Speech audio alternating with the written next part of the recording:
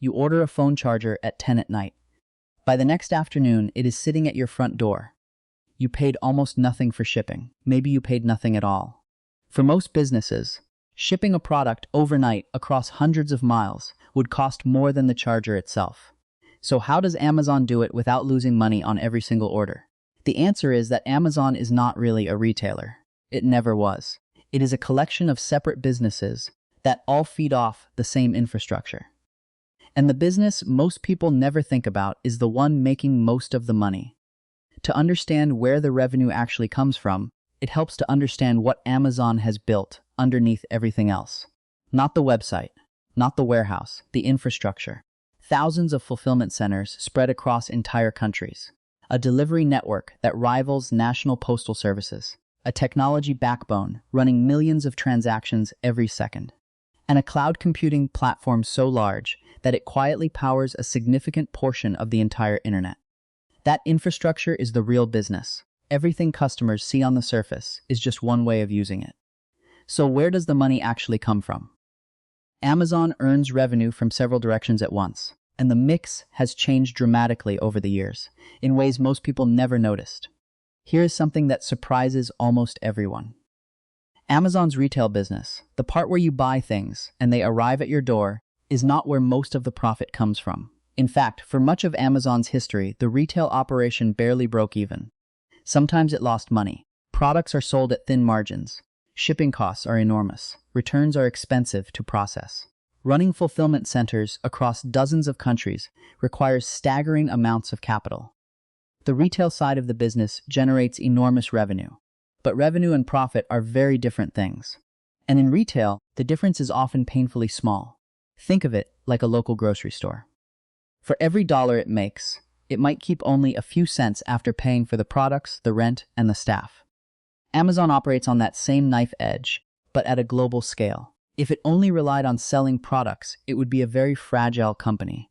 But here is what the retail business does that cannot be measured in quarterly earnings. It creates an enormous, loyal base of customers who visit Amazon constantly. Millions of people who check prices, read reviews, and purchase things every single week. That customer base is extraordinarily valuable, not just for selling products. For everything else Amazon sells on top of it, here is something that makes the economics of Amazon's marketplace very different from a normal retailer. A large portion of what sells on Amazon is not sold by Amazon at all. Independent third-party sellers, small businesses, and individual merchants list their products on Amazon's platform and pay Amazon a fee for every sale. That fee is typically between 8 and 15% of the transaction value, depending on the product category. The seller owns the inventory. The seller takes the risk of unsold stock. The seller handles the sourcing and often the manufacturing. But Amazon collects a percentage of every sale that happens on its platform. This is a fundamentally different business from retail. In retail, Amazon buys a product for $10, sells it for $12, and earns $2 while absorbing all the risk that the product sits unsold on a shelf. In the marketplace, a third-party seller lists a product, a customer buys it, Amazon collects a fee, and the inventory risk never touches Amazon's books. The margin on marketplace fees is dramatically higher than the margin on direct retail sales. And Amazon has steadily shifted toward marketplace over the years. Not because it abandoned retail, but because the economics of facilitating other people's sales are far better than the economics of running its own inventory. But many of those same third-party sellers need help. They need somewhere to store their products. They need a way to reach customers quickly enough to earn good reviews. They need logistics that they could never build themselves. And Amazon solved that problem too. Fulfillment by Amazon, known as FBA, allows third-party sellers to send their inventory directly into Amazon's warehouse network. Amazon stores it, picks it, packs it, ships it, and handles customer service and returns. The seller pays Amazon for every unit stored and every order fulfilled. This turns Amazon's physical infrastructure, its warehouses and delivery network, into a revenue-generating service, sold to the very sellers who compete with Amazon's own products. The same warehouses that Amazon built to serve its own retail operation now generate separate income from thousands of independent businesses paying for access to that same system. And this creates something powerful. More sellers join the platform. More products become available. More customers arrive because the selection is better. More customers justify building more warehouses. More warehouses attract more sellers. Each part of the cycle feeds the next. The flywheel keeps spinning, and Amazon sits at the center of all of it, collecting fees at every turn. Here is something strange about how this creates money. Amazon built the infrastructure to sell its own products. Then it started charging other people to use that infrastructure. The infrastructure became a product. And the revenue from that product often carries better margins than the original purpose the infrastructure was built for. Now consider what Amazon knows about every one of those third-party sellers. It knows which products sell fastest. It knows which price points move volume. It knows which categories are growing and which are shrinking. It knows where demand exists that no seller is currently meeting well enough. And sometimes Amazon uses that knowledge to launch its own competing products directly. A private label item that sits next to the products of the sellers, paying Amazon marketplace fees to reach customers. This has created significant tension. Sellers need Amazon's customers, but Amazon can use what it learns from those sellers to compete directly against them. The platform and the competitor are the same company, and that tension has drawn the attention of regulators in multiple countries, who argue that Amazon's access to seller data gives it an unfair advantage that no traditional retailer could ever hold. That regulatory scrutiny is real and growing, and it represents a risk that sits quietly beneath the impressive revenue numbers. So where does the real profit come from? Here is something that most people who use Amazon every day do not fully appreciate. A significant portion of Amazon's total operating profit, in many recent years, the majority of it, comes from a business that has nothing to do with shipping packages. It is a business called Amazon Web Services. In the early 2000s, Amazon needed to build massive computing infrastructure to run its own retail operation. Servers, storage, databases, networking. The scale required was enormous. But building at that scale also revealed something unexpected. The tools and systems Amazon built for itself were genuinely useful to other companies too. So Amazon began offering access to that infrastructure as a service. Any business could rent computing power, storage, and databases from Amazon by the hour, rather than buying and maintaining their own hardware. This became Amazon Web Services, and it became one of the most profitable businesses in the history of technology. AWS powers an extraordinary portion of the modern internet. Startups, enterprises, governments, media companies. Every time someone streams a video, uses an app, or visits a website, there is a significant chance the underlying computing infrastructure is running on Amazon's servers. AWS customers pay for what they use. The more their businesses grow, the more computing they need, and the more they pay Amazon. The relationship compounds over time in ways that hardware sales never can.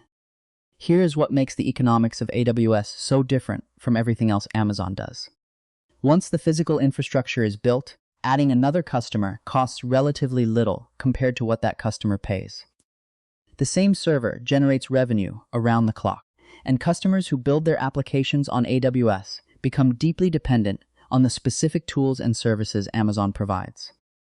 Switching to a different cloud provider means rebuilding significant amounts of technical infrastructure.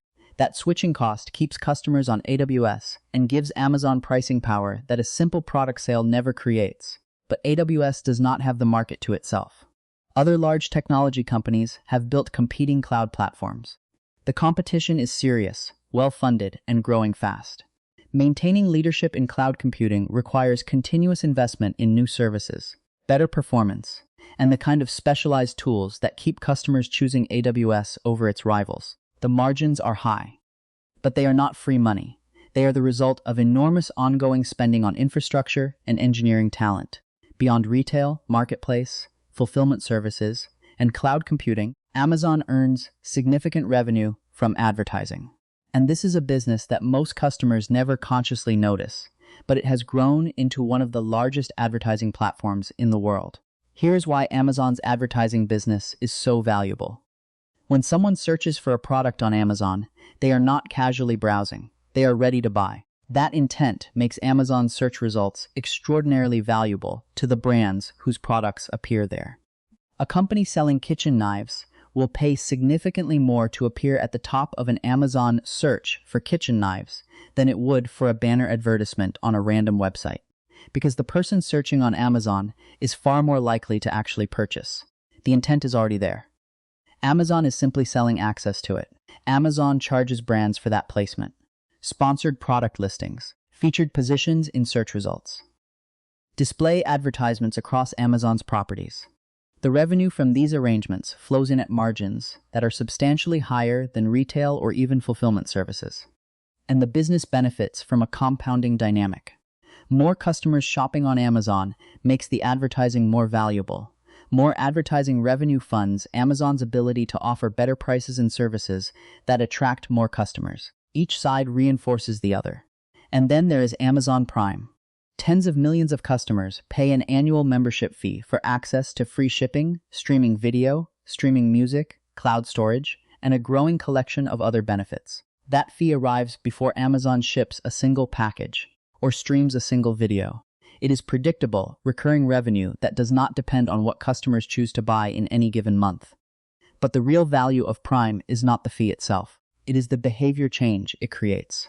A customer who has paid for Prime stops comparing prices on other platforms the way a non-member would. They have already committed money to the relationship. They want to get value from that commitment. So they shop on Amazon more frequently. They spend more per visit. They explore categories they would not have considered before. The membership does not just generate fee income. It changes how customers think about every purchase decision they make. There is also the logistics network itself. Amazon used to depend heavily on established carriers to deliver its packages. But as delivery volumes grew into billions of packages per year, depending on outside carriers became both expensive and limiting. So Amazon built its own delivery network. Vans, drivers, sorting facilities, air cargo planes, the entire chain from warehouse to doorstep, operated by Amazon itself. This investment was staggering, and it took years before it paid off. But it created something no competitor could easily replicate. A delivery network so large and so efficient that Amazon could offer speeds no outside carrier could match at the price Amazon needed. Same-day delivery in major cities. Next-day delivery almost everywhere else. And just like the warehouses before it, Amazon has begun offering this delivery network as a service to other businesses. The infrastructure became the product. Again, here is something worth understanding about the risk that runs through all of this. Every part of Amazon's business requires massive, continuous investment. The fulfillment network needs more warehouses as Amazon enters new markets.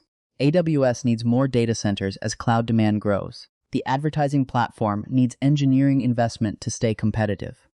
Prime needs new content and new benefits to keep members renewing.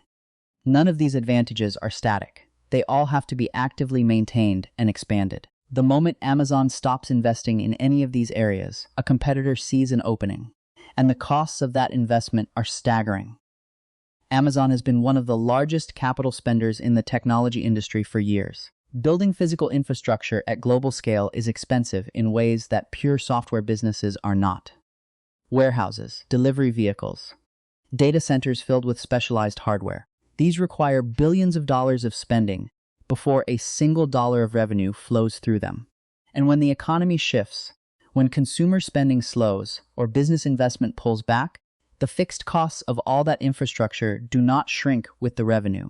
Governments around the world have also started looking more carefully at what Amazon has built. When a single company controls the marketplace where products are sold, the infrastructure those sellers depend on to fulfill orders, the advertising platform they use to reach customers, and the data generated by every transaction across all of it. That is a concentration of power that regulators find difficult to ignore. Questions about market power are being asked today that did not exist when Amazon was just a bookstore.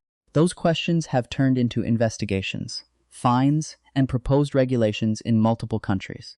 How those regulatory pressures resolve will shape what Amazon is allowed to do in the next decade, in ways that no amount of engineering or logistics efficiency can fully offset. Here is something worth understanding about how all of these pieces connect. Amazon's retail operation loses margin but generates customers. Those customers create the audience that makes marketplace fees possible. The marketplace fees fund the fulfillment infrastructure. The fulfillment infrastructure serves third-party sellers who pay storage and shipping fees. The technology built to run all of this became AWS. AWS generates the profit that funds investment across every other part of the business. And the advertising business monetizes the customer attention that retail created in the first place. Each piece depends on the others. Remove any one of them, and the entire system becomes less powerful. That interconnection is both Amazon's greatest strength and its most complex management challenge. Running a retailer, a logistics company, a cloud computing platform, an advertising business, and a media company simultaneously requires a breadth of operational capability that almost no other company has attempted at this scale. So this is how Amazon actually makes money. It built a retail operation thin enough on margin to attract enormous customer volume. It layered a marketplace on top of that retail base, collecting fees from sellers who needed access to those customers. It turned its fulfillment infrastructure into a paid service for those same sellers. It discovered that the technology it built to run all of this was valuable enough to sell to the rest of the world as cloud computing. It monetized the customer attention it created through advertising that carries margins far beyond what retail ever could. It bound millions of customers to the entire ecosystem through a membership that generates recurring revenue while changing shopping behavior in Amazon's favor. And it built a delivery network so large that the network itself became a product it could sell to others. The next time a package arrives at your door faster than seemed possible, remember that the delivery is not the business. The business is everything Amazon built to make that delivery possible. And the dozens of other ways it is collecting revenue from the moment you open the app.